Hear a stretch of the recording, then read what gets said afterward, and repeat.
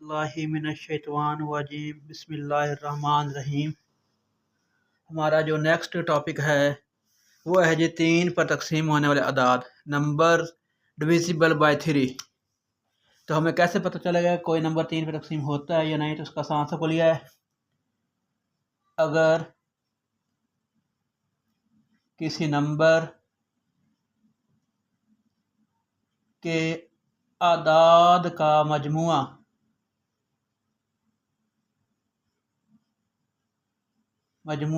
अगर किसी नंबर के अदाद का मजमुआ 3 पर तकसीम हो जाए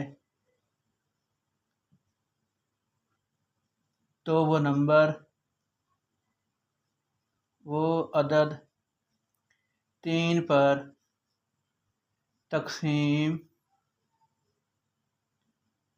हो जाएगा।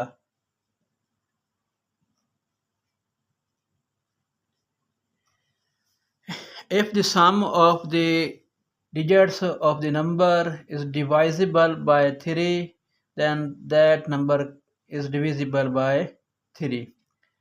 मसलन मिसाल के देखिए, आपको मैं एक मिसाल देता हूँ। हमारे पास मिसाल है, मसलन हमारे पास एक नंबर है जी 123 जिसे हम कहते हैं 123।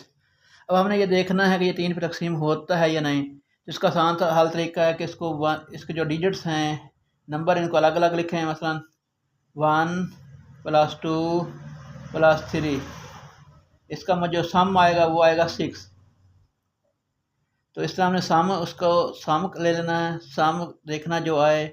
अगर वो सम जो है 3 पे डिवाइड हो जाए तो सारे का सारा हिस्सा 3 पे डिवाइड हो जाएगा। मतलब देखो 6 आया, 6 जो है वो 3 पे डिविजिबल है। 3 2 * 6, 6 को अगर हम डिवाइड करें 2 तो 2 आंसर आता है।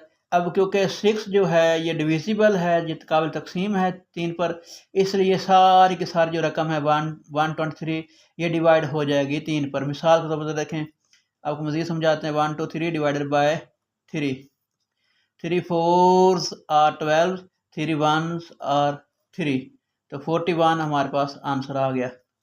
यानी कि अगर किसी नंबर के अदाद का मजमुआ 3 पर तकसीम हो जाए तो वो जो अदद होगा वो 3 पर तकसीम हो जाएगा। मसलन 123 है, तो इसका जो सम है वो 6 है। तो 6 जो है 3 पर डिवाइड होता है, लिहाजा ये तमाम रकम 3 पर डिवाइड हो जाएगी।